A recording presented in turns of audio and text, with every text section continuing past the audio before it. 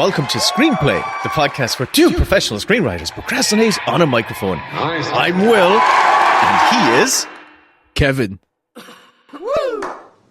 Kevin.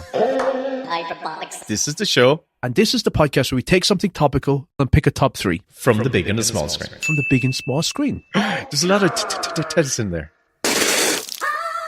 And today's topic is something we arrived at really late. And it was thanks to one of our Patreon listeners who highlighted to us that, hey, there are a lot of 40th anniversary screenings of such 80s classics, 1986 classics, as Highlander, which was in the cinema recently. I wanted to go see it, didn't see it. There's been a re-release of Top Gun, the original. Wanted to go see it, didn't get to see it. There's been a re-release of Jumpin' Jack Flash. Wanted to go see it. No, there hasn't. There hasn't been. No. There hasn't been. So, Kevin, off the back of that, we are doing 1986. Everyone talks about 1984 as a stellar year for film. 1986 is a very, very strong rival to that. When you think about the films of 1986, I'm pretty certain that almost everyone that listens to this podcast has seen all of those films multiple times. But not only like in movies. I was looking up music of 1986. Holy shit. I mean, I don't know what came out in 1987, but I watched an entire montage of like the chart toppers of 1986. Fucking hell, it's like wall to wall, stonking, anthemic belters. Like songs that you have heard hundreds of times, and they all came out in the same year. It's like amazing to me. And you know what's funny? You're absolutely right. Pop culture was booming in 1986. It felt like that was the epitome of like 80s culture. But then in real world, because like you had MTV was thriving. It was in it was a huge machine at that stage. Video rental stores were flying as well at that stage. So that was the area. I don't think I'd started renting videotapes at that stage, but it was like, I think it was 1987 when I first started our first videotape. But then in the world, it was a pretty tumultuous year. I remember, because I'm old enough to have a physical memory of the year 1986 from a personal context. I hated it. I hated 86. It was a terrible year for me. I absolutely... I remember 85 being glorious. One of the best summers of my life. It was just a glorious summer. 86 was damp, cold, wet. It was the year I got pneumonia. So I was off school for like 3 months or something like that. You were off school for 3 months? I remember I was off school for a long, long time. And I remember just at a period just kind of feeling, am I ever going back to school? Were you in hospital? I don't remember being in maybe I was in hospital for a short spell, but I remember I was recuperating at home I remember being at the doctor an awful lot. Was it just pneumonia? Because my mum got pleurisy once, and when she was a teenager, and that left her bedbound for months, where she was as weak as water and she couldn't breathe. Pleurisy can kill you. Like when pneumonia beds in and you've got then fluid on your lungs. You didn't have pleurisy, did you? No, I don't think so. Or at least my doctor said, yeah, you're all right. Here, lad, just have a packet of cigarettes and you'll be grand. You'll warm up your lungs. I give you a prescription here for John Player Blue. It was terrible for me as well, because it was the year where I was in first class, right? And it was a year just in our town, the junior infants and senior infants were together. Boys and girls were kept together. But then from first class on, you were sent. The boys went to the boys' school and the girls stayed in the convent. But the boys' school wasn't enough room. For us, that was second class. First class was Holy Communion year, and then you was split up for second class. But what happened? It was second class then when we went on to the boys' school. But what happened to us was that it should have been second class, but they didn't have enough room in the school to take everyone, so they left all 15 of you. Six. Well, there was more. Well, actually, it wasn't that many. 16. They left the six youngest. The six youngest stayed behind in the convent with the girls. And it was madness. And we had a horrible teacher. The girls were tearing strips off each other. And we were stuck in the middle. We were just like six lads going, this is crazy. They're crazy. There's a gag. They are turning on each other. And we're stuck in the middle. And I remember just hating that year of school. It was the worst. And then when we all went to the boys' school, I remember that being the most tranquil period of my education. Can I tell you, my primary school days in the North Mon were blissful. You were hanging out with people that you'd want to be friends with outside of school. Yeah. Once we got into secondary school, it was a war zone, like fucking survival of the fittest. But can I tell you, for me, 1986 was full of firsts.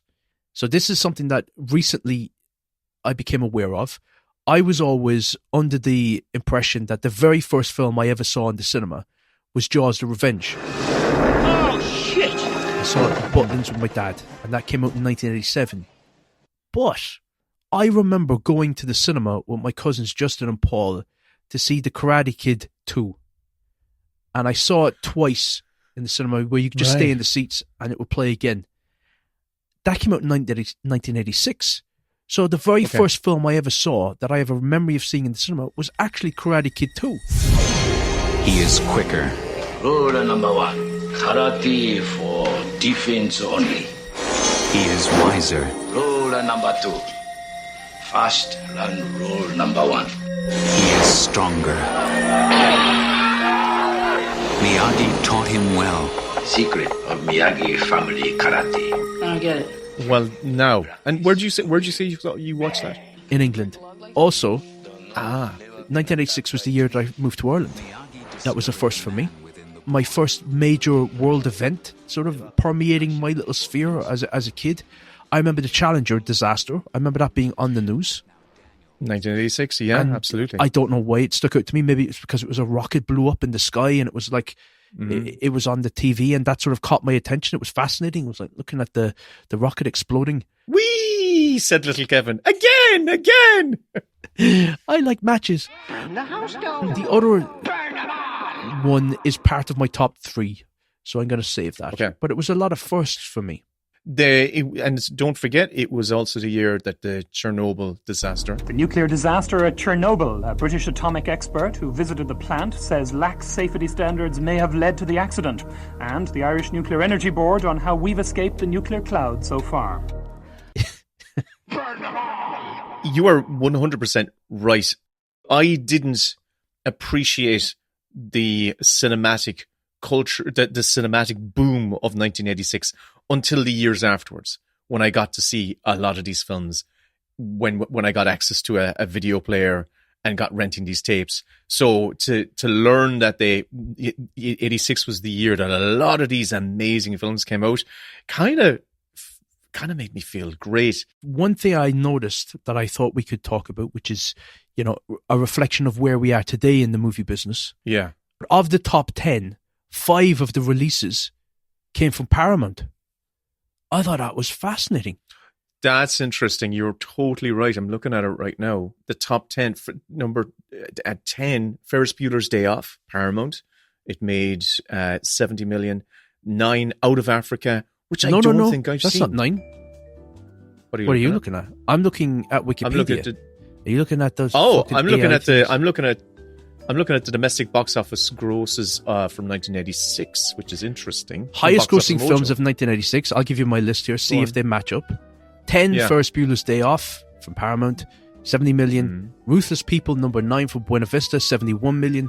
The Golden Child at number 8 from Paramount, 79 million. Aliens, 20th Century Fox, 86 million. Back to School from Orion, the only one I've not seen, 91 million. Star Trek 4 The Voyage Home, Paramount, 109 million. Karate Kid 2 Columbia, 115 million. Platoon Orion, 137 million. Crocodile Dundee, Paramount, 174 million. What a huge jump. And then Top Gun from Paramount, 180 million. There's a couple of disparities on our list, and maybe it's down to how they're defining what's an 86 release, what's an 85 release. Because Out of Africa, I feel, might be an 85 release. In my list, it's Out of Africa's at 9 at 9th place with maybe they're going Ruthless. On they're aggregating in a different way, not box office. Maybe that's the case, but it's I'm getting the numbers. What do you say for Ruthless People? I know this actually isn't great podcast material. What do you say for 71 million? That's total gross here. I see that here, and that's 8th. Star Trek 4 at 7th place. The Color Purple. You didn't have The Color Purple on your list. No. So that's why I think that could be a I think that was 85 though. 86. That's what I meant. A spillover from 85 is what I meant. So I think that's what's happening with this box office list. Incredible, and the phenomenal success of Crocodile Dundee as well. If you're looking for adventure, there's a subway about 2 blocks that way. It'll take you to Grand Central Station. That'll do. Have a nice day. Waving. With a total gross of 174 million in the 1980s. That's staggering. That was a completely comedy. independent film as well. A comedy, completely independent. It got picked up for distribution by Paramount, of course, but the financing, the production of that was all independent money. Unbelievable stuff, really. To be like just 2 million away from Top Gun, which is also a Paramount release. Amazing stuff. None of the films that I want to this is what I wanted to say. Normally how we kind of frame this is we have a topic and we say these are our top 3 from that topic. But one of the things that I've noticed in thinking about trying to curate those top 3s is that I often feel in an effort to try and find, well, these are my favorites, these are the best, I end up just self-cannibalizing things that I've said before, or that we've mentioned at the podcast before. So instead, I found it far more interesting in my own thinking to go, okay, I'm going to find 3 films that I'm going to recommend that are not films that we haven't spoken, are films that we've spoken about before, and say, hey, if you haven't seen these films, go check them out. That is a good way to reframe things going forward, I think, because what we've been doing up to now is we've been sort of doing the best bits again. The best bits. Where the best bits was where we were picking our literal favourites, but it was scene specific, so we covered a lot of films. But when you're getting to top 3s, it's like, well, what are my favourite top 3s? You're gonna keep, like, if we were to do 1986 now, obviously, Aliens is going to be in both of our top 3s. Yeah, it's going to be my number 1. Yeah, absolutely. Yeah. But I've not done that for this. I think going forward, I'm going to start thinking more about things in terms of recommendations. But for this, I have gone a slightly different direction. All I want to say before I get into my top 3 is, of the top 10, I've not seen Back to School. Can't say I know much about it. It's a Rodney Dangerfield farcical comedy. It's essentially, if you saw that episode of The Simpsons where Homer goes to college and he's like, okay, nerds, they're very much parodying Back to School. So Homer is the Rodney Dangerfield. He's like, I'm a crazy guy. Nerd! What's brilliant about The Simpsons episode, Homer has watched the movie Back to School and thinks that when he goes back to college, that he's going to be treated like Rodney Dangerfield from Back to School, where he is going to be the radical guy on campus. He's going to show him how to party, have a good time, and show him the true values of what it is to, be a man in the world. Not like, sitting down and being a nerd and studying and not getting out there and knowing how to party and waiting for girls to take their bikini tops off. It's a bit. But I think maybe now, with an ironic lens, it could actually be quite entertaining, that film Back to School. Of the top 10, they're all legitimately not just successful films, but very, very good films. There's only one that I think is objectively piss poor, but it does have its, defenders. I don't think you can say that these days about what ends up in the top 10 of the year. But for these films, like Ferris Bueller, that's a definitive classic in its genre. Ruthless People, I've spoken about that before. Dale Launer's comedy. Love it. It's so fucking funny. The only one I think is a bit rough is The Golden Child. Aliens, classic. Star Trek IV: The Voyage Home, a perfect Star Trek movie. Platoon, obviously indelible for a reason. Crocodile Dundee, such a charming film. Go back and watch it. We talked about it for best endings. Did we? Oh, we talked about it for something. It was best I Love You. Oh, yeah. Oh, it's got such a glorious ending where she goes after him. Yeah. Tell him I love him. I love you. I love you! I love you. I love you. Love you.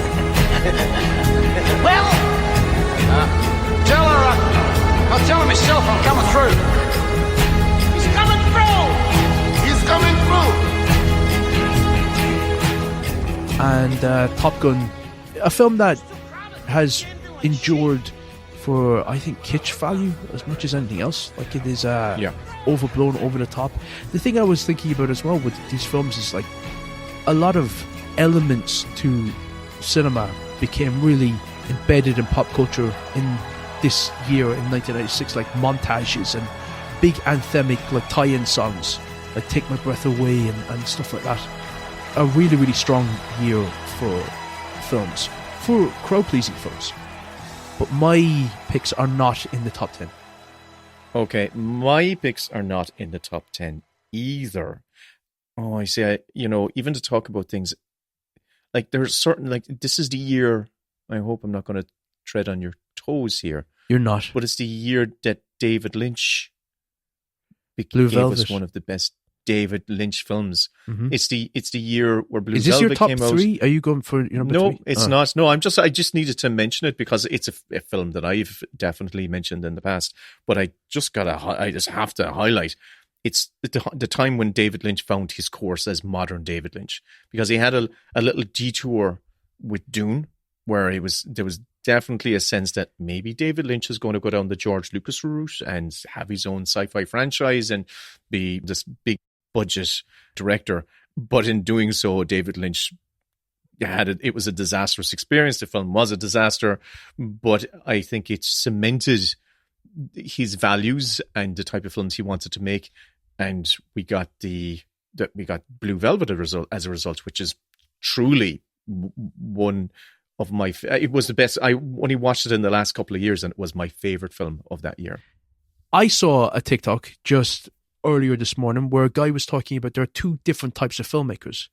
There are filmmakers who love movies, and they just love cinema, and they just make movies because they love what they do. Spielberg would be in there. Sidney Lumet said, like, no matter what the script is like, just make your first movie. Just, even if it's not a good script, just make it. Just get in there and just do your best and have fun and make something that you enjoy out of it. And then there are the filmmakers who have something to say. And he referenced Yorgos Lanthimos, where all of his films are about control. And there are two different sort of approaches to being a filmmaker. I think to be a director, one of the most important elements about being in that job, you've got to have something to say. I don't think you can even be a Spielberg and not have something to say. But as you were talking there about David Lynch, I was just wondering what category he'd fit into. Because it does feel to me like he made movies because he loved cinema and he loved expressing himself in that format. But I wonder if he also had something to say. I think he's the latter. Because from reading his book, oh God, I can't remember the name of it, something about dreams or whatever it is. It was brilliant. It felt like he fell into filmmaking more than anything else. And he was an artist primarily, and the medium of film became something that he was drawn towards. He ended up using that. I think he saw himself as an artist, a painter, someone who created things visually, had feelings that he wanted to convey and capture. I don't know if he necessarily was someone who just was a fan of cinema as such. I might be talking out of my arse, but that was my impression. Room to Dream was his book. Room to Dream. It's a fantastic book. If you have not read it, please do pick it up. It's absolutely brilliant.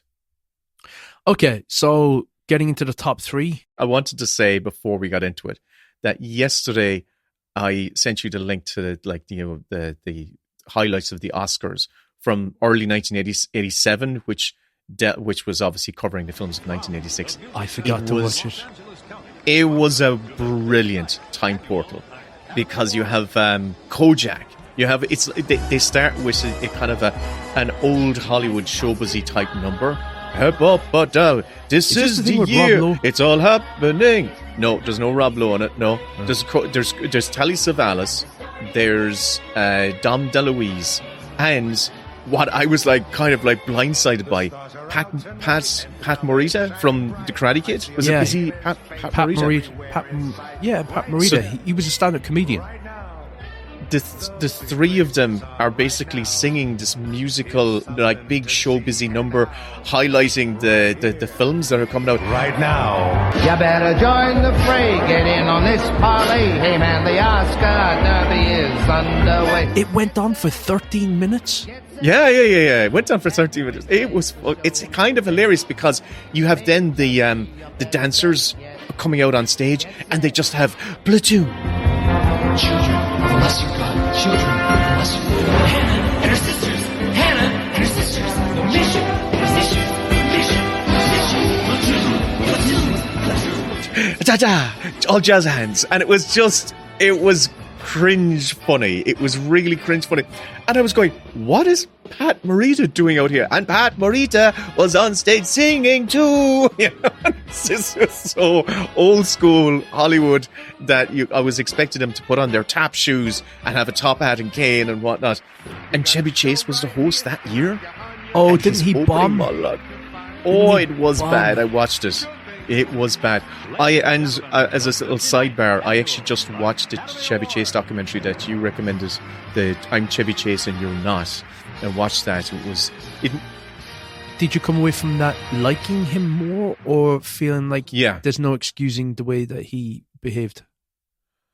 I think the purpose of the documentary was to try and curate a more sympathetic public opinion for Chevy Chase. And I have to say, I kind of did.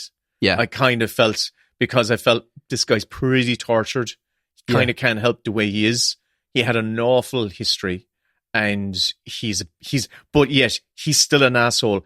And I think you even mentioned, and it crossed my mind independently when I was watching it, my God, his wife and children love him. They do. Absolutely love him. I think that speaks volumes. It does, yeah. Yeah, it really does. And also, he was in a superb music video from 1986.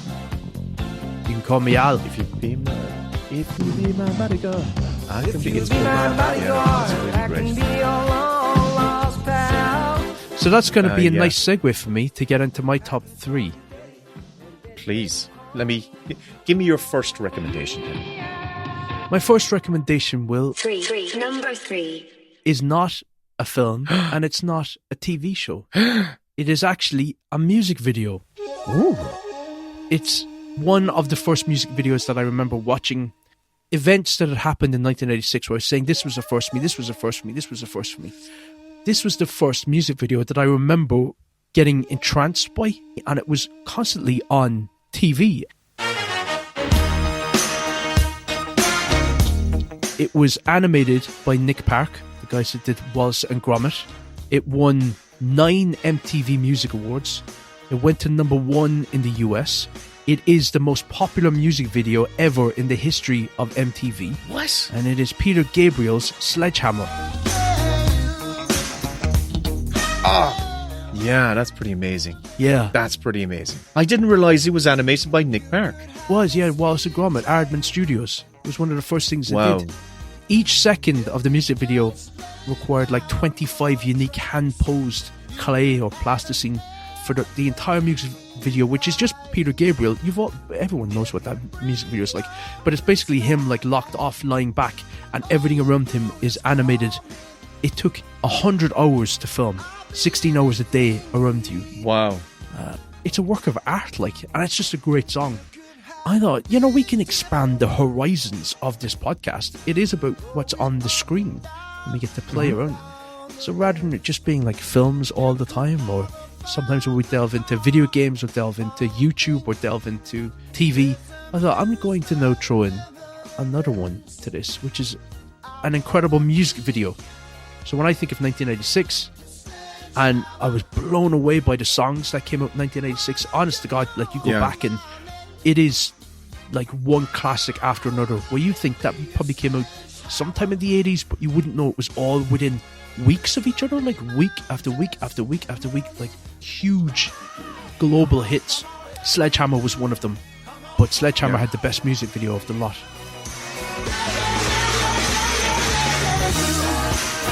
Yeah, that's incredible. And to that point, we were probably exposed to the music videos more than anything else because they would be on TV between Top of the Pops or whatever the RT equivalent of that might have been at the time. So the Sledgehammer video, whenever it was on, I was always, I just want to watch this. I just really want to watch this. But so many of the music videos that were made at the time were on a pretty high standard, scale when it comes to cinema and cinematic ambition. Wow. Good pick. Well, I saw it because it was used at the tail end of an episode of Dempsey's Den, which also started that year. Okay. But I think because it was stop motion animation, it was like, the kids will enjoy this. And I was one of those kids sitting there and thinking, first of all, Dempsey's Den led to The Den, which is one of the greatest TV shows that ever existed. Welcome along. It's a different Den TV today. We have a film. With a in the mirror and some shamrock up my nose and me off to Connemara in the morning. In terms of like broadening the horizons of kids, just it felt like our version of Saturday Night Live, but for children. And it was just a very simple show with a presenter and two puppets, Zig and Zag, that went off to the UK then and became huge there. And then Rog and Podge and Dustin the Turkey and Socky and stuff. But seminal, so 1986 was a pretty belter of a year. And I've often said that the humour that they spoon-fed into every single school child of that generation informed our sense of humour, I feel. This slightly anarchic, teetering on the edge of being acceptable. It was so sharp. It was live TV. Gay Byrne, his team of researchers, his production team, they were all on to him, trying to convince Ireland's them, offered them biggest large amounts of money. Pat Kenny. They offered him £10 to go on the Late Late Show. Yeah, Pat Kenny was on. Money was no object. The Leprechaun said he wanted to be. CKR, LFFM, the whole lot. Radio Ireland. The brave people were on. And that's still on the air, by the way. It is, it's true. The people that were puppeteering these characters, they were right on the line of saying things they shouldn't. There was always a layer of satire beneath what they were doing, and it felt like, definitely for me, it felt like they were trying to make the presenter break. They were saying things that, because the presenter had to be the straight man, they had to keep things going, and the puppets would say something where it's like, you can't say that, Dustin, you can't, Zag, you can't say that, or whatever.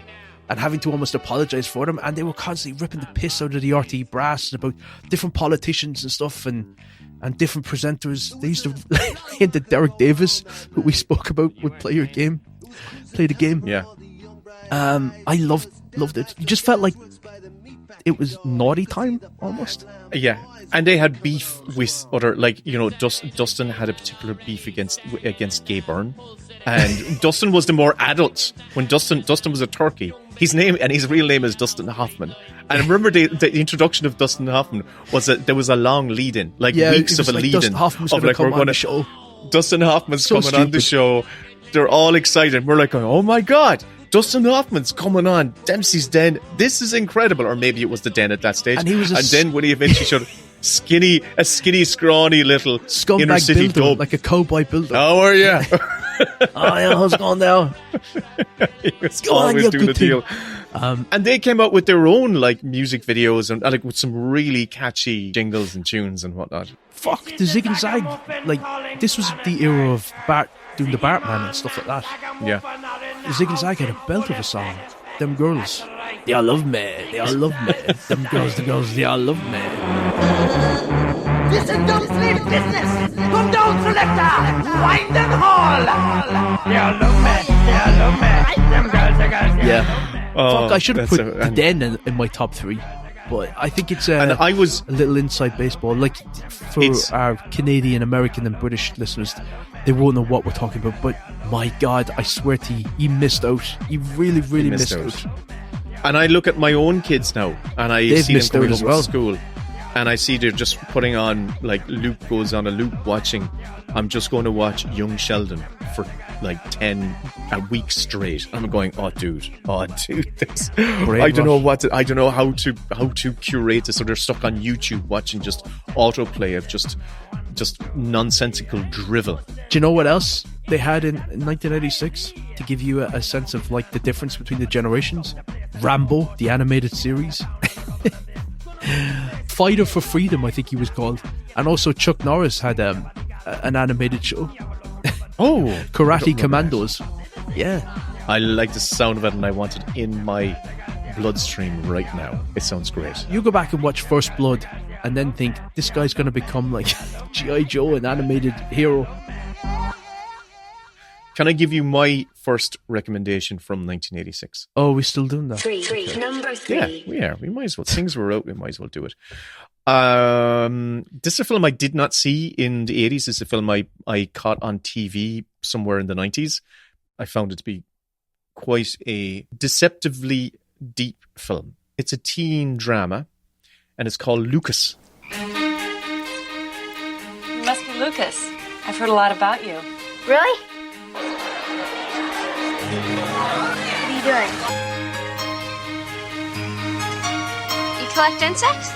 Well, to collect them, you have to kill them. I just look at them. That's nice. It's perfect your name's Maggie. Perfect. You like it? I do too. It's nice to know somebody has really heavy thoughts. If you're so depressed, how come you're eating pizza? Have you ever heard of this film? I've heard of it, but I've not seen it. So, Lucas stars a very, very young Corey Haim. That's why Kerry I've not Green. seen it. Corey Haim to me felt like one of those movie stars who, outside of the Lost Boys, he was more of an American celebrity. This is, I think, it also stars Kerry Green, who is the redhead girl who was in Goonies. You know her from that. A very young Charlie Sheen and Winona Ryder Charlie in Sheen. her first. Very young. What did I say? Charlie Sheen. What did I say? Did I say Charlie Sheen? Charlie Estevez. No, and Charlie Sheen. Winona Ryder in her first role. Corey Haim and Winona Ryder truly look their age. This is one of the things I really appreciated about this film was that it's a film about teens that stars teens. They actually look their age. They look like young kids. Is it a period film? Can you give me the premise or the logline? Oh, I'll give you it. So, no, it's set in the 1980s. It came out in the era of the John Hughes movies, but it actually feels more honest and compassionate. The story is very, very slight. The synopsis is: a brilliant but socially inept 14-year-old experiences heartbreak for the first time when his two best friends, Cappy, an older brother figure, and Maggie, the new girl with whom he is in love, fall for each other, and he's kind of becomes raspberry for it. It's a film that's written and directed by a writer-director. He's more known as a screenwriter called David Seltzer. He actually was one of the original writers on The Omen and did the remake of The Omen. Bird on a Wire, Punchline, Dragonfly, the one with Kevin Costner years later. But he's a bunch of kind of like little but not hugely successful films. This, to me, is... I think it's like this deceptively small 80s movie that just sneaks up on you emotionally. I know as to what you're saying there, that Corey Haim to me wasn't someone that I looked to as, wow, it's a new Corey Haim film. But the performance he gives in this film is truly, I understand why it was a breakout role for him, because there's a real innocence and open-heartedness to his performance, a vulnerability to his performance that I did not see in later years when he became like the cool kid.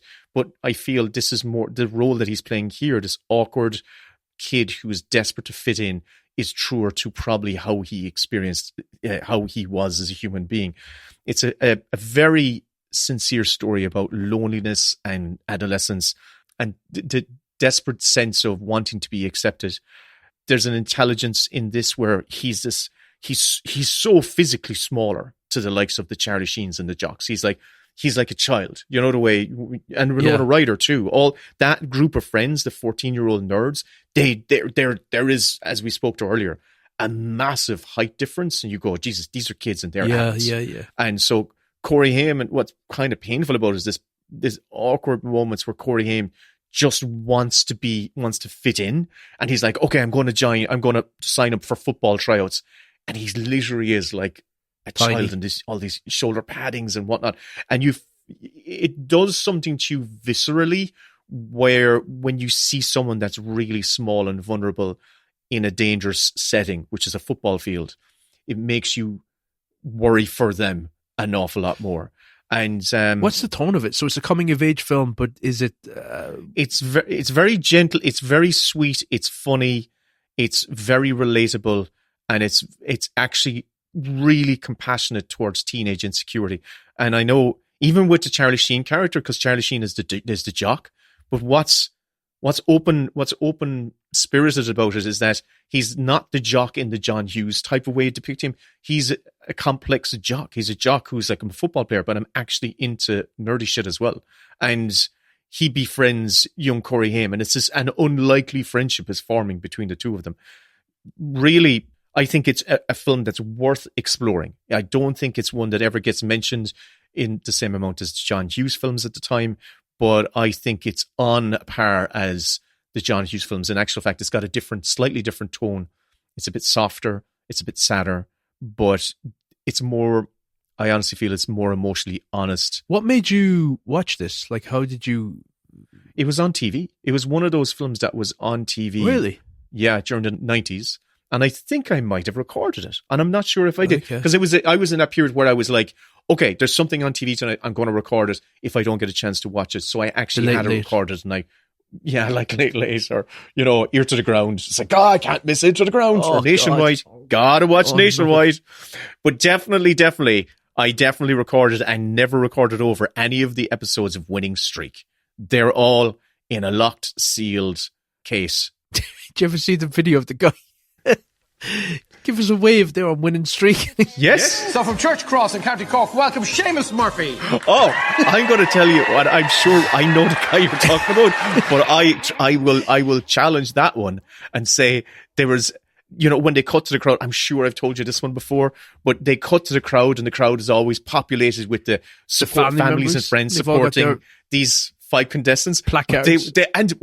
Whenever they said, give away, everyone, now we have everyone from Ballina. Hello, everyone from Ballina. And they cut to the crowd and everyone in Ballina would like hold up their banners and flags and go, hey! And I always remember this one shot of this one guy, a kind of a middle-aged guy went, put his arm up. But when he shot his arm up, he pulled a muscle and he straight away went, oh! You can see him in the shot, like really in pain. But it goes, that wasn't his pint hand. It's really funny. It was. I hope he didn't have a heart attack. That's a film I'm recommending. I genuinely think people should check out Lucas. I think it's a lovely little film. Number 2. My number 2 is from the telly. It's not a movie. Look at you being all, I'm branching out, going someplace different. Yeah, I thought I would just that's exciting. I thought you're shaking it up. Yeah, I thought I'd shake it up. Although you've probably heard me talk about this before. But there are certain influences I can trace back in my writing in things where they just captivated me. I knew something unique was happening that was not the formula. I would have grown up watching A-Team and MacGyver and stuff like that. The Littlest Hobo, stuff where if it was a drama show, it still was like quite formulaic. It was action orientated, or it was, hit the beats and hit the sort of the standard formula of the thing gets wrapped up and a joke is passed off at the end. And next episode, Dukes of Hazzard, that kind of like content. Yeah. Aside from watching children's TV, but one show that I was just enthralled by it was Moonlighting. Not since cinema greats Tracy and Hepburn has there been the kind of love-hate screen chemistry that these two create in Moonlighting. Sybil Shepherd and Bruce Willis.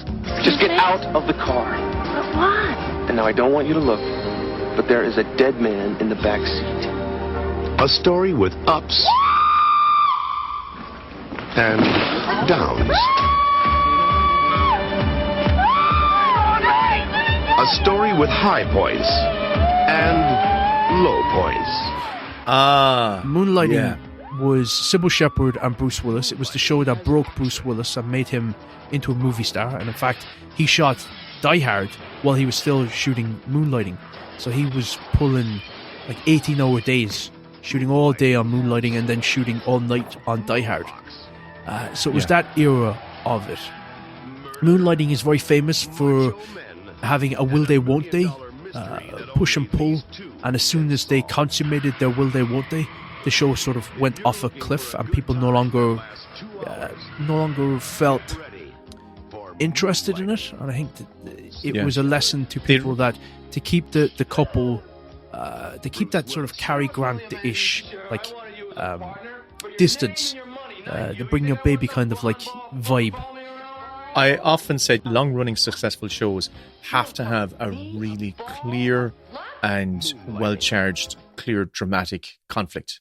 Yeah. Like in Game of Thrones, it's about who's going to sit on the throne. And in the case of in Mad Men, it's like, who's Don Draper? That was the real. It was like, what's the mystery behind Don Draper? As soon as it's revealed, or as soon as it's dispelled, it's kind of like you've just shot your load. Yeah, and it's really hard to like, recharge. Who shot JR? In the case of Moonlighting, still waiting to find who out. shot. There you go.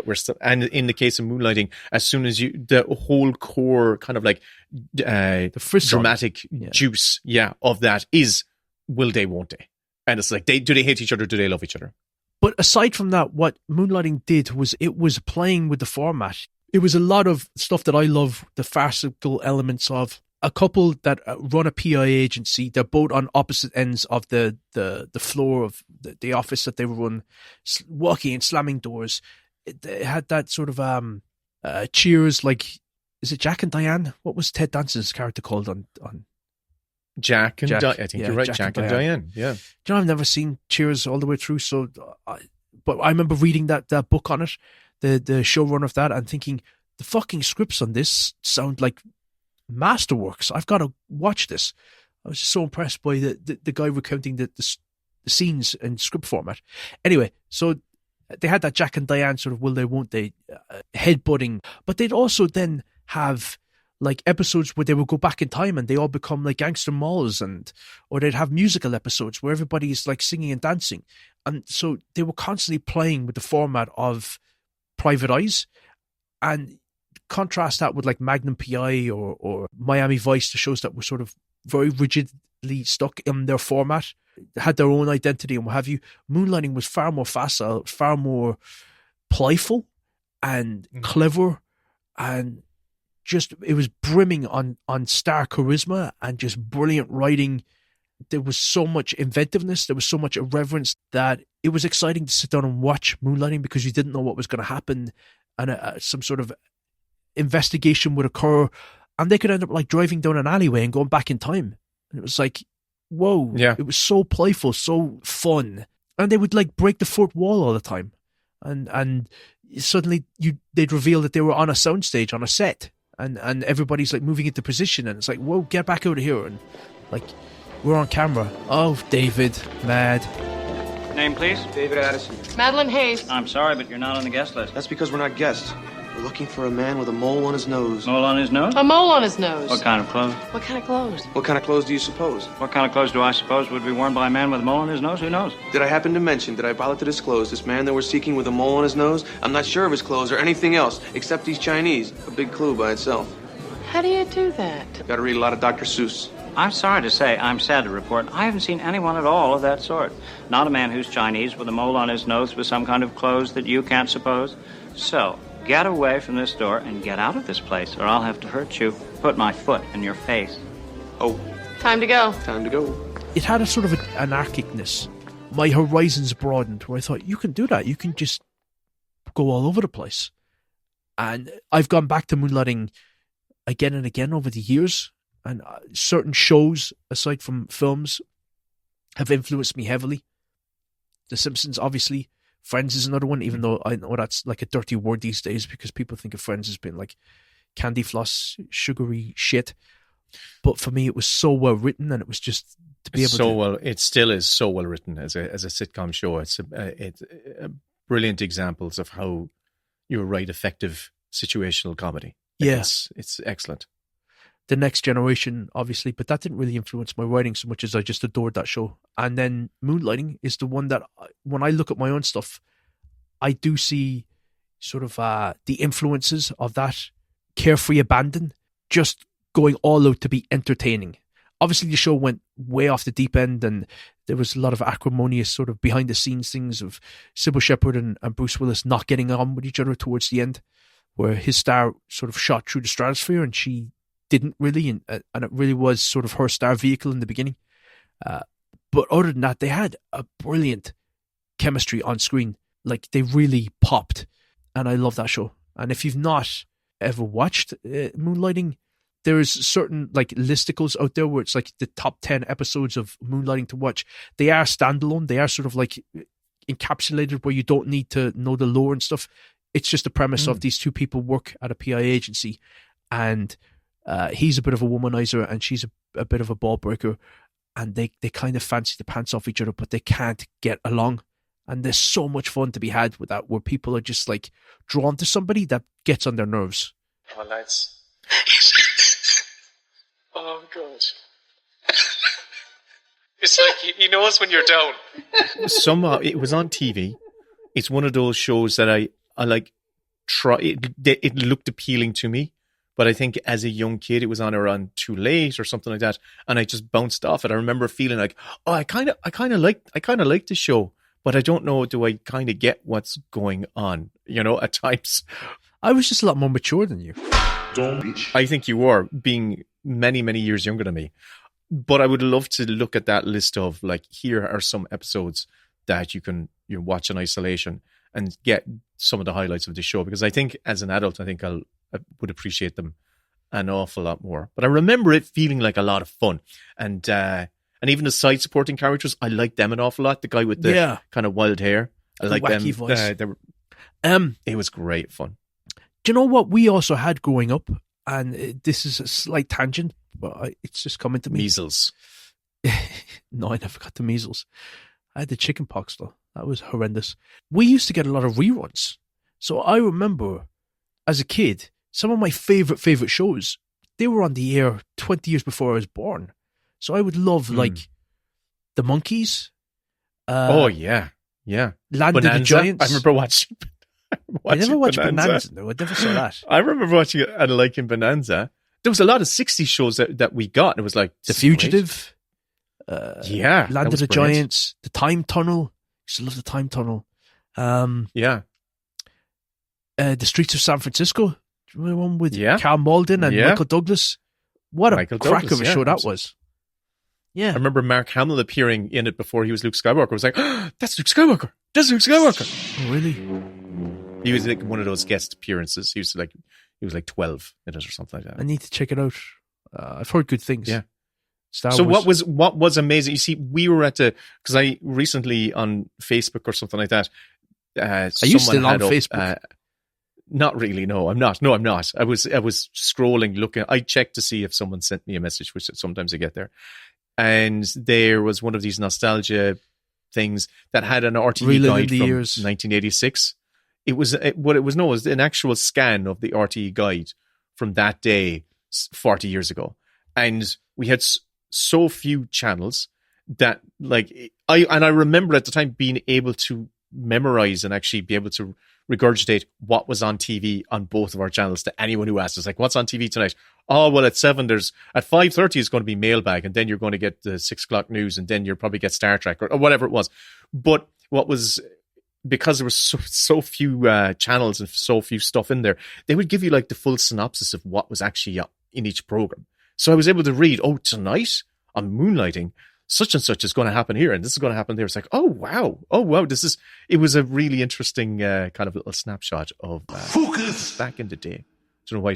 Can I give you my second recommendation? Yeah, do. Number two. My second recommendation is a film that I only discovered in the boom era of DVD releases, when they packed them with the extra documentaries and director's commentaries. And it's an Oliver Stone film that came out in 1986. It's not the hugely successful Oliver Stone from 1986, Platoon, but it's the other one, the one that bombed. But he was nominated twice that year, 1987, for Best Screenplay. He was nominated for Platoon, and also he was in competition against himself for the script for Salvador, which he co-wrote with Kevin Boyle. So I'm recommending Salvador. Listen, I think it's going to blow in El Salvador real soon. I thought if you guys could get me a new press card and $2,000, I could get you some really good stuff. What do you say?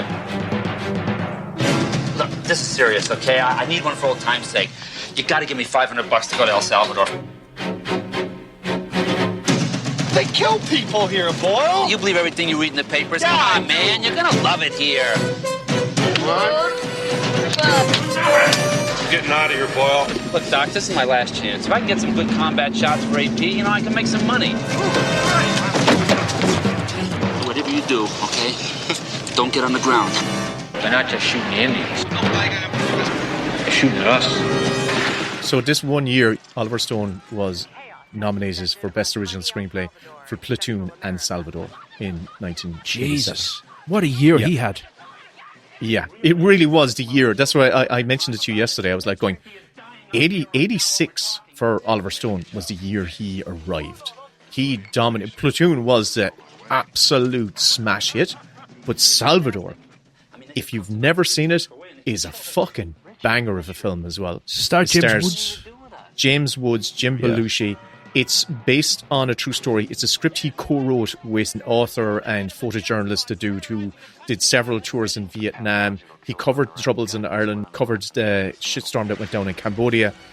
The synopsis is, in 1980, an American journalist covering the Salvadorian Civil War becomes entangled with both the leftist guerrilla groups and the right-wing military dictatorship while trying to rescue his girlfriend and her children. It's based on the experiences of Richard Boyle, who co-wrote the screenplay with him, the dude who was the photojournalist. Things have been overly dramatized for the purposes of making it a feature film, but an awful lot of this stuff is based on shit that actually happened. It's a riveting film. It feels like a film that would have been made in the 1970s. It feels like a film that's gung-ho, that's been made in dangerous circumstances, with characters who are on the edge and performers who aren't performers but are the actual people who they are depicting. There's a visceralness to this film, a rawness, a messiness. There's a dangerous energy to the film throughout.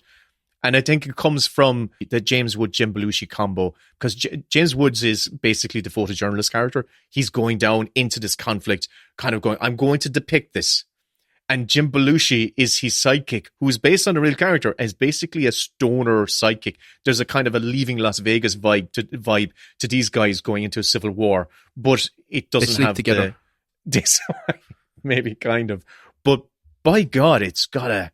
And I remember actually even from listening to the director's commentary, James Woods was almost killed because everything was done on a shoestring. There was a scene where he was kidnapped or held hostage, and he was put on his knees by the guys, his captors, and the scene required them to hold a gun to his head and shoot this gun, but they actually weren't going to execute him or whatever it was. And as they were shooting it, he was on his knees, and he knew that everyone around him was part-time. Everyone around on the sets and the actors, the only people who were full-time were like Oliver Stone and the DP and whatnot. And he turned to the actor.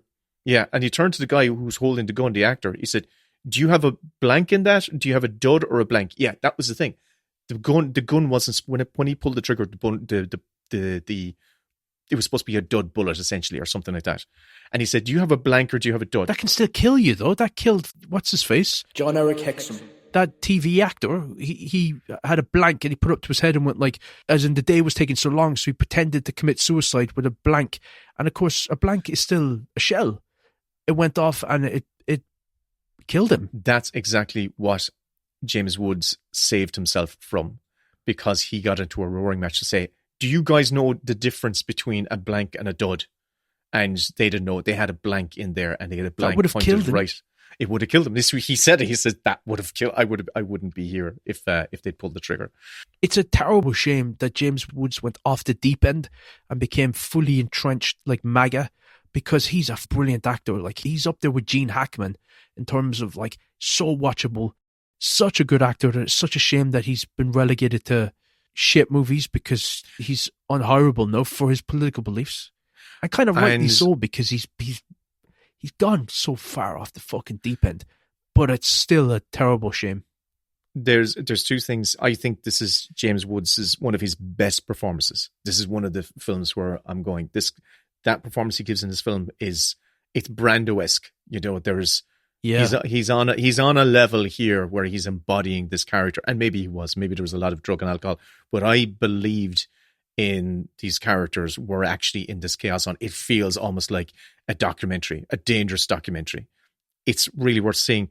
And the other thing I will say, tangent wise, is that an awful lot of my picks, actually all of my 3 recommendations, involve people who are now kind of cancelled or semi-cancelled for various reasons. And I feel we don't talk about the films, and it's understandable that people kind of feel icky about the films. But I'm going back to a period where I saw these films before I knew any of the messiness or the awful deeds that these individuals done or gone on to do subsequently. But at the time when I first watched these films, they had an impact. They had an impact, and they're good films in their own right. So, this is a side note. Yeah, it's tricky, isn't it? Because I think it's kind of like punishing ourselves for the crimes of other people, and I feel like we should all be mature enough to be able to separate the art from the artist. And I don't know that I believe in cancelling anybody. I believe in listen. I think it's a quagmire if we get into it, no matter which way. There are arguments for and against. It's just sometimes I can separate. You can separate the basically. terrible I just deeds think that people Me Too was a complete mistake. Can't remember what James was. No. But we can be objective. We can be objective about, right, that person did some fairly objectionable things. But listen, this thing that they created is really good and is a benefit to society. Roman Polanski is an example where he did some fucking atrocious, reprehensible things. But I feel like, give him a Marvel movie.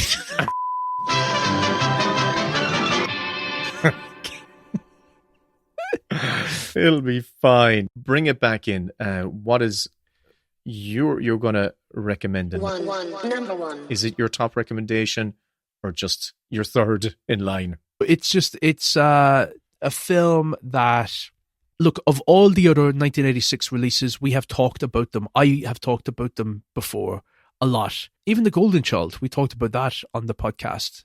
I wasn't a big fan of that, but I still enjoyed it. Even though it was quite a sexist film and quite a racist film. Yeah. But it was also just a very mucky, muddy film where it was all over the place.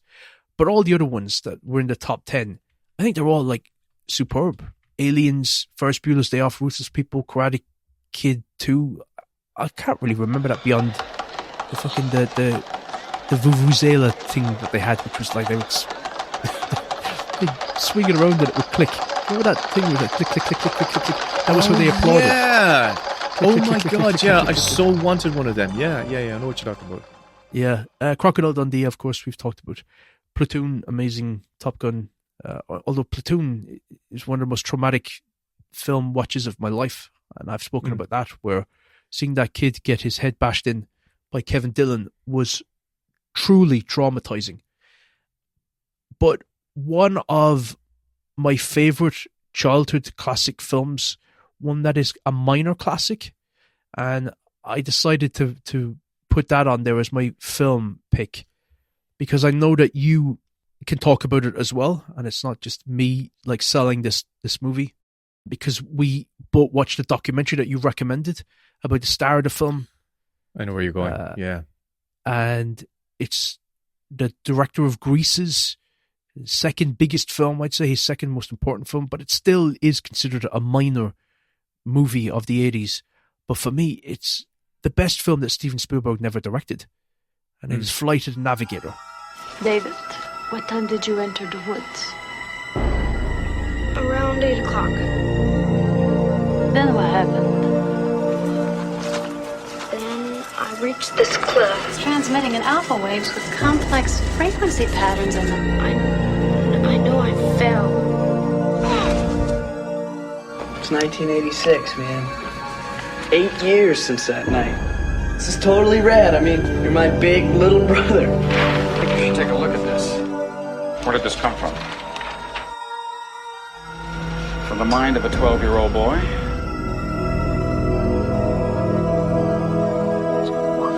He's hurt. He's calling me.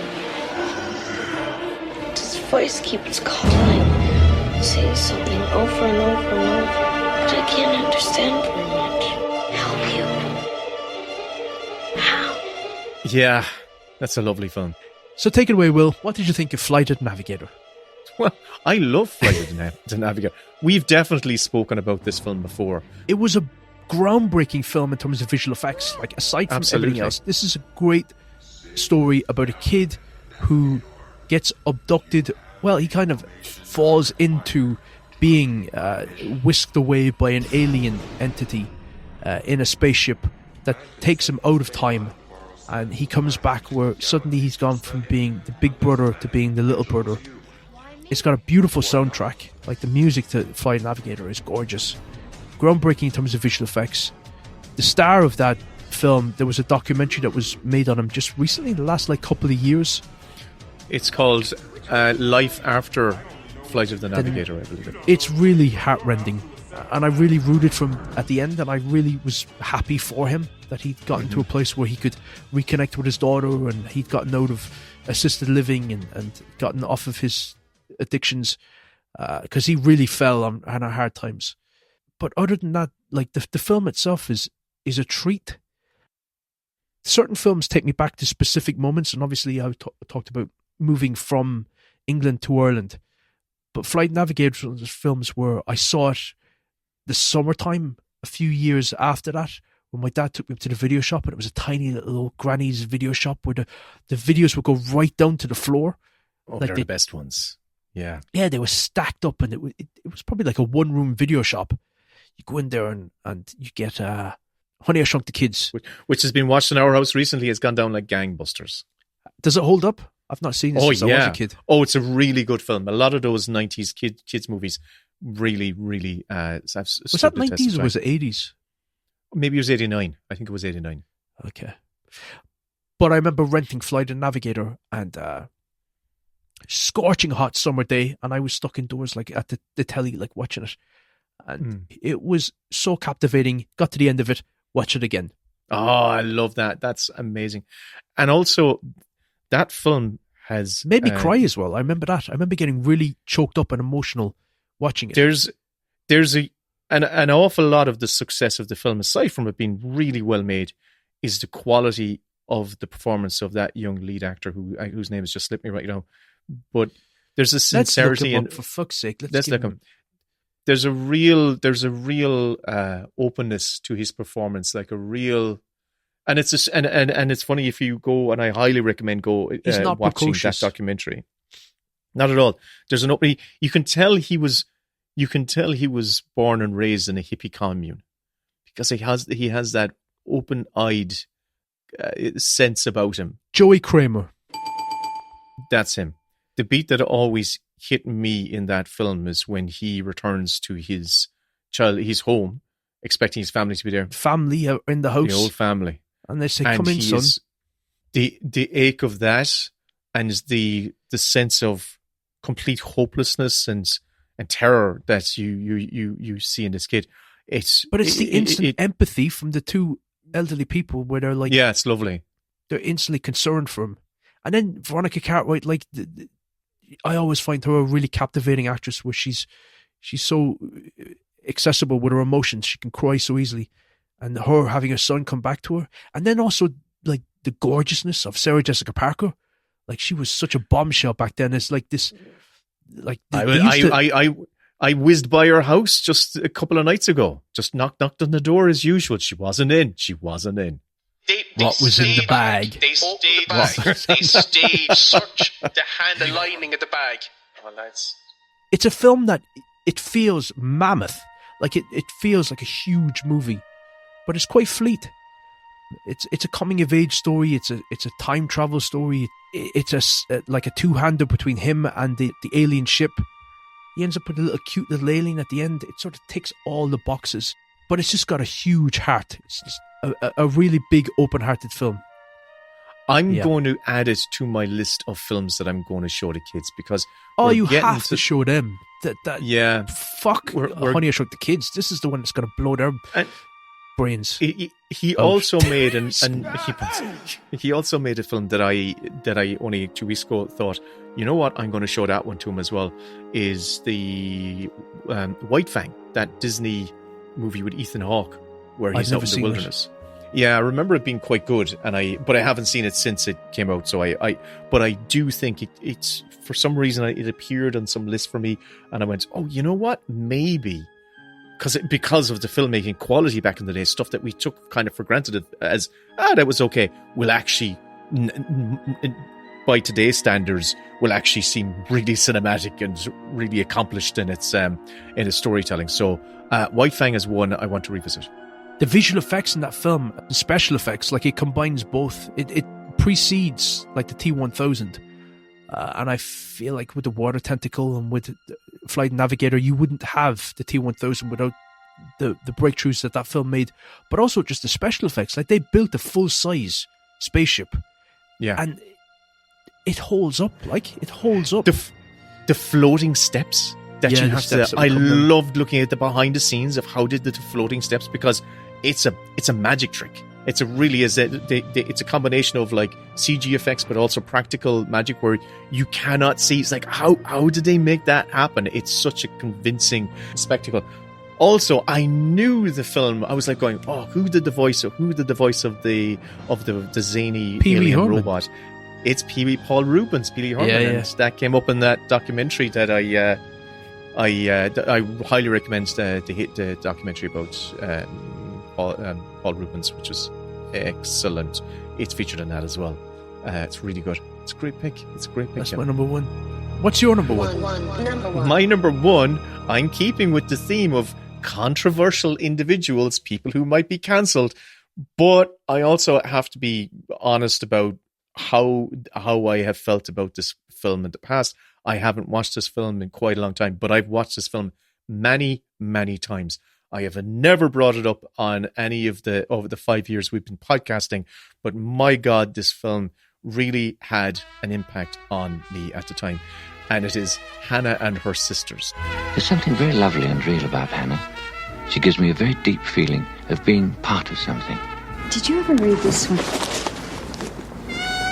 Elliot, don't! Lee, I'm in love with her. You mentioned to me yourself that you and Elliot were having some problems. You were having problems, some problems that are my business, which I don't see how you could know about in such detail. It's a good thing we had a talented daughter. I can only hope that she was mine. With you as her mother, her father could be anybody in Actors Equity. 2 months ago, you thought you had a malignant melanoma. Naturally, I had the sudden appearance of a black spot on my back. It was on your shirt. I'm gonna cry. You want my husband to have a child with you? Yeah, don't answer now. Just, take it home and think about it for a while. God, I should have married you years ago when you wanted to. I should have agreed. God, don't you know it never would have worked? It's an epiphany of the soul, if you know what I mean. No, I know exactly what you mean, Donna. I don't know if you remember me, but we had the worst night of my life together. It's a Michael Caine movie. Mia Farrow, Barbara Hershey, Diane Wiest won Best Actor. Michael Caine actually won Best Actor that year. Woody Allen won Best Original Screenplay in that same competition where Oliver Stone was nominated twice. Woody Allen won the award that year. It's a fantastic film. You have to obviously separate your feelings about Woody Allen now. I saw it back in the era when, after the Late Late Show, we're talking about RT things, there was, for a spell, there was the Brian Redden movie show thing, which I think was called The Big Picture. I can't remember what it was called, where he would there was a curated it was the Irish version of like Movie Drone. Oh, okay. So was it like you had an introduction? Yeah. There was a curated season of movies, whether he would give an introduction to the film that you were going to see. And he did a whole season of Woody Allen films. I taped them all. This was my favorite one. It's a story about Hannah and her sisters, but it's set over the course of 2 years, bookended by 2 Thanksgivings, or 3 Thanksgivings. Introduce with one Thanksgiving and we close it with another, and in the middle there's another Thanksgiving. And at the core of it, Hannah's husband is falling in love with her sister. Hannah's husband, who's played by Michael Caine, is falling with her sister Lee, while her hypochondriac ex-husband, Woody Allen, rekindles his relationship with her other sister, Holly. I really, really like it because there's a lovely balance and tone in this film between the affairs that Michael Caine is experiencing, where he is truly falling in love with Barbara Hershey's character, having this affair. We have the warmth and the coziness that Mia Farrow has curated in her home. And you feel the resentment towards Michael Caine because he's screwing up that relationship. And then you have Barbara Hershey becoming disillusioned because she's in this long-term relationship with Max von Sydow, who is this like reclusive artist. And it's set in New York, as most of those Woody Allen films are. It makes New York feel like a place you want to be in. It feels like, I remember feeling like I wanted to live in one of these apartments where, you know, the city was just at your doorstep and everyone was crammed into these kind of cozy little apartments where it was just full of family and dinner's been made and people kind of shouting at each other and whatnot. It's really a portrait of grown-up life and how messy it is and how relationships are complicated and always in flux. And I think at the core of it, I love how Alan writes the female characters in the film. It's weird. I don't know if women feel the same way. I would love to know how people feel about this film now with a modern lens. But I felt at the time that this film was very, very sympathetic and very much towards the leading ladies and sympathetic towards their worldview, and it felt not, I wouldn't say honest, but it felt insightful, I would say. I think that's what it was. I wonder whether Mia Farrow would have contributed in some way to that, whether she would have read a draft and given him some thoughts, or there would have been some conversations had, I'd say. Yeah, she definitely, I actually think she did not like it. I think she didn't like it. She didn't like the script before, as they were going into it. Maybe that's why they got divorced. Well, maybe that's the reason, or maybe something else happened along the way. But I think it is kind of like a little portrait character that Mia Farrow plays is kind of like what she was like in real life, because she had a big family and whatnot. And you have Michael Caine, who's her husband, who's a surrogate for Woody Allen, has got eyes. He's got wandering eyes for someone else. And Mia Farrow, I think, has said that, maybe he had wandering eyes for my sister and whatnot. So there's a lot of awkwardness. The reason Michael Caine did not collect his Oscar, which he won for this film, was because he was out shooting Jaws the Revenge. Oh, shit. Yeah. Not your first movie. No, that was Grabbers. I do really like this film. I do want to go back and revisit it. I haven't seen it in a long time, but it was one of my favorite Woody Allen films, and I want to know what it's like right now. And I recommend, if you haven't seen Hannah and Her Sisters, park the Woody Allen stuff for a moment and give it a go. See how it holds up. If not for, I think, great performances by Mia Farrow, Barbara Hershey, and Diane Wiest. Also, Michael Caine is excellent in it, and it features Ireland's own Maureen O'Sullivan. Okay, right, all right. You know what? You've succeeded in your intention to recommend things for others to watch, because I've not seen Lucas, Hannah and Her Sisters, or Salvador. So I have 3 films to watch, and I have an awful lot to be fucking doing now without also watching these films. So fuck's sake, like. And you know, the other thing is, you have to watch them before this day sets. You have to see them all. I do, or else the film nerd vampires will come and get you tonight. Yeah, exactly. I enjoyed that. 1986 fucking ruled, Kevin. It did. Happy days, eh? Yeah. Well, I don't think they were quite happy, but yeah, they were for me. Good days were to come. I'm glad they were good for somebody. Listen, big shout out to our patrons who, without, we would not be able to do this show. Their support is absolutely integral to us being able to knock these out every fortnight and do the bonus shows on top of it. We thank them immensely for allowing us to do this. And if you want to come on board, please do. For the price of a cup of coffee, or even less than a cup of coffee, you can help support the show. And it's also, not like for the price of a bottle of water. Yeah, I think so, yeah. You will also get hundreds of bonus episodes. You will also get a regular bonus episode that comes out once a month, which is equally as jam-packed as this particular one. You get access to our Discord, where we hang out with our friends and have lots of chats. And we know a lot of these people are we consider friends and comrades at this particular stage who help input into the show, and we really appreciate all of that. And if not, if you can't afford to do that, which we totally understand, please don't give us a recommendation, write a review, give us those star thing. If you can get access to a Spotify or an Apple podcast thing, give us the thumbs up, give us the 5 stars, write a review. Yeah, or if you do social media, if you have anything, if you're one of these old fogies on Facebook like Will, or if you're on that old horrible site X, or Blue Sky, or wherever, Instagram, mention the podcast, let people know you're listening to us and that you like it. You are our advertising. We can't do it ourselves. We've done everything we can. It's up to you guys. We're outsourcing our marketing team to our dear listeners. Exactly. Well, listen, Will, I enjoyed that. And, yep, as he said, thanks to our patrons for making this podcast possible. Thank you guys for listening. We'll be back with another episode when we have the next episode. Goodbye. Take care. Basically, I just think that Me Too was a complete mistake.